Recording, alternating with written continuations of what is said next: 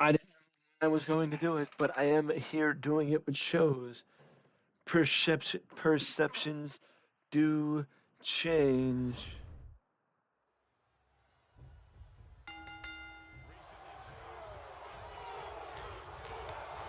That perceptions do change.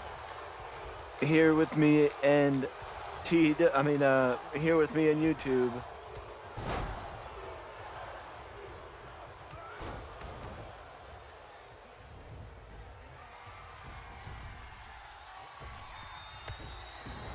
As we look forward to what in my opinion has been a quiet day of professional wrestling, but also featured a lot of updates on AEW.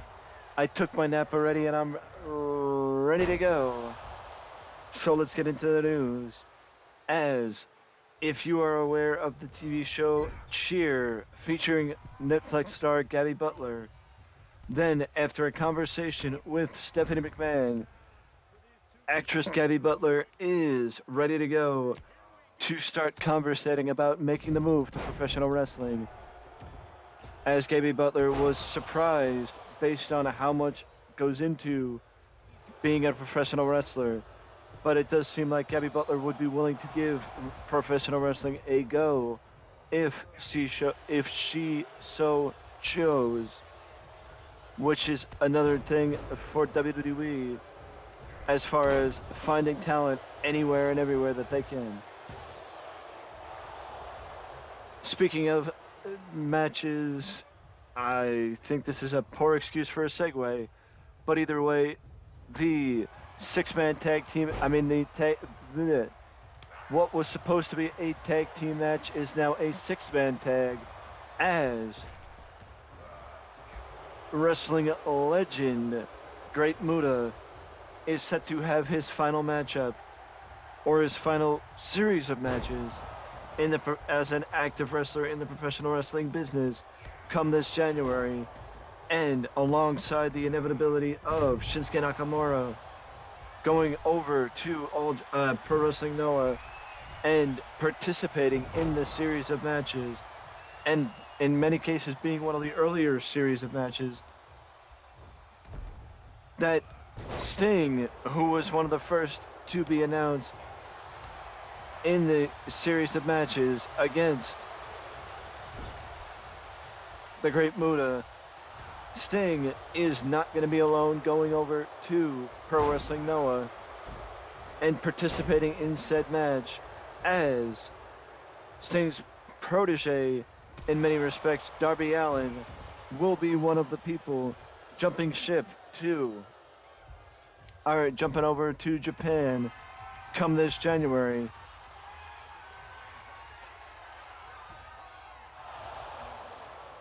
For the opportunity to participate in a historic event as a member of the All Japan. I don't know why I keep saying All Japan. As a member of the Pro Wrestling Noah roster, Darby Allin will participate in a six-man tag team match with Sting and the Great Muta as a part of the Great Muta's final bye-bye in January. So that'll be a good get for not just Pro Wrestling Noah, but also Darby Allin. It will give him the opportunity to not just step in the ring once again with Sting, but also step in the ring with another legend of the business in the Great Muta. Speaking of AEW, not only is it official that Top Flight will face FTR at Rampage this week, but also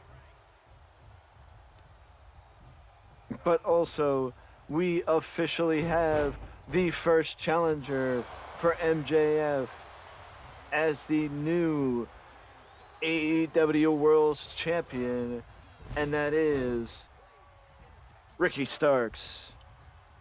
I know offhand, I personally thought it was going to be members of the firm after what happened a couple weeks ago with MJF getting attacked and beaten down by the firm, but I guess there was no meat on the bone, or maybe the more accurate way to go is that AEW just didn't want to turn MJF babyface, which would have been the case or keep MJF as a supposed babyface in a short-term rivalry with the firm, as Stokely Hathaway and his group are hated by wrestling fans. But what isn't hated is the fact that Ricky Starks is, in fact, #1 contender for MJF's AEW World's Championship, and will get the title shot at Winter is Coming in a couple of weeks. More AEW news is that Thunder Rosa is officially stripped of the AEW World Women's Championship,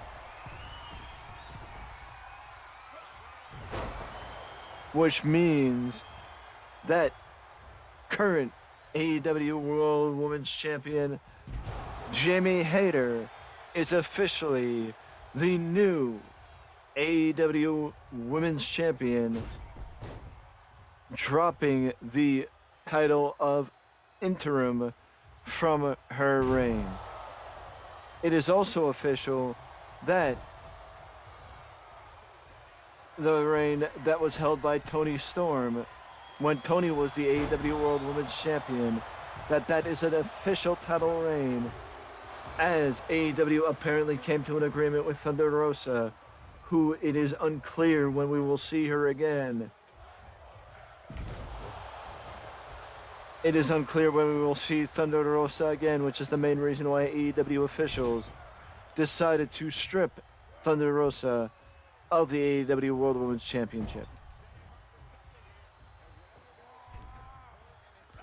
Speaking of returns, some segues have been good, some segues not so much in this video.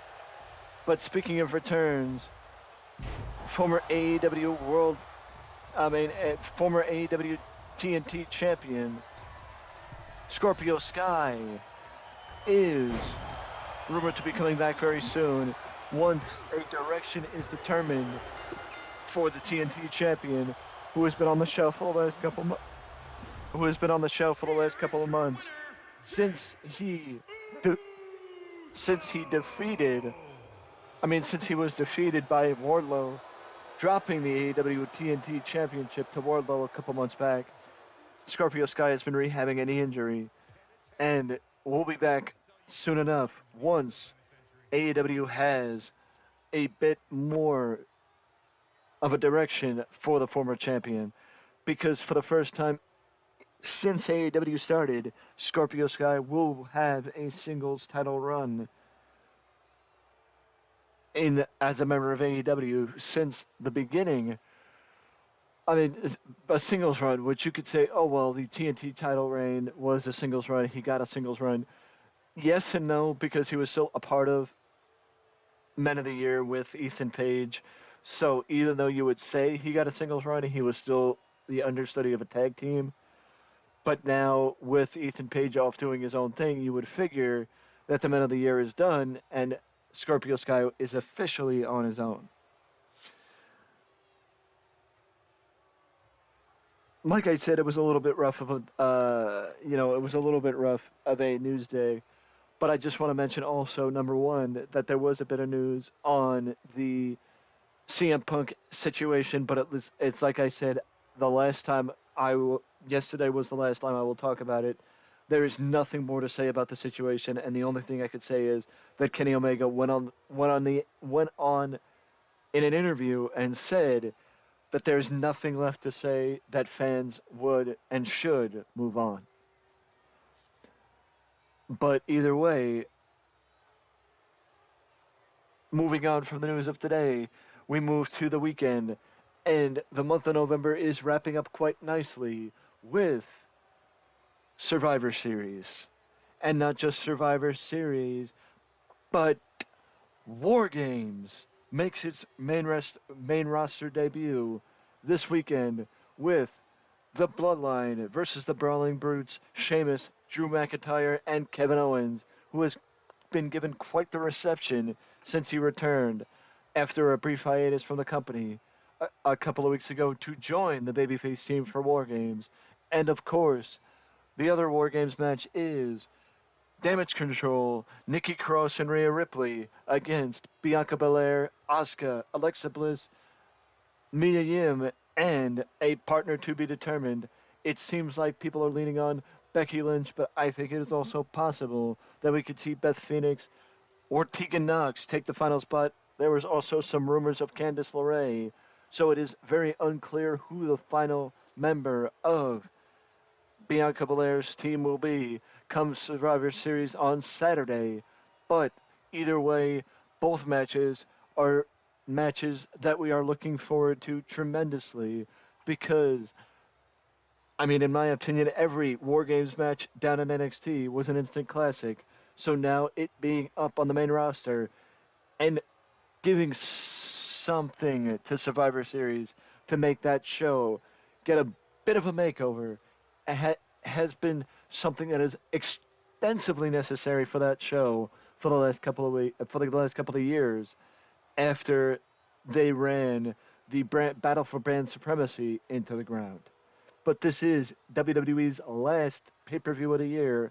AEW has Winter is Coming on December the 14th, or December no, December the 14th. I'm sorry, but that is not a pay-per-view. It is a special edition of Dynamite, and you would figure that it'll probably be a special edition of Rampage as well. But that is AEW's last special event of the year. We are coming to the end and reaching our final exit for 2022 as we are wrapping up the month of November and heading into the month of December. But either way, we have one last stop, and that last stop is Saturday night Survivor Series for WWE's final premium live event of the year. It's going to be an action packed event and something. Actually, I should say that WWE's last pay per view is technically on December the 10th, as it is NXT Deadline, with the Iron Survivor Challenge being the main selling point of that show. But I am done speaking about that stuff and what's to come. The only reason why I bring up Survivor Series is because either tomorrow or Saturday, depending on content, you will be getting previews and predictions for Survivor Series, but also tomorrow, which means we'll probably get the Survivor Series on Saturday. That tomorrow you guys will be getting a preview of Rampage, and like I've been doing, and maybe I may work in a preview of SmackDown if I can remember to do it, alongside the preview of Rampage. But either way, these have been my thoughts on wrestling. Let me know your thoughts on the rest on what I've spoken about and more down below. For one, I would say I am very happy about the fact that Jamie Hayter is officially the AEW World Women's Champion and no longer considered the interim champion. I just hope for AEW's sake and the fans' sake that they take a little bit of a break from the interim title concept because we need it. But either way, these have been my thoughts on wrestling, and even though we may have steamrolled through most of them, let me know your thoughts down below, and I will try and space it out a little bit more in the next one. But if you like this content, let me know. You could also let me know, not just by leaving a comment, by leaving a like and subscribing to the channel for more content, because any and all interactions on this video do help and are very much appreciated. But before you go, do not forget to ding down that notification bell to always know when a new video is up on the channel. And until next time, I will see you again soon.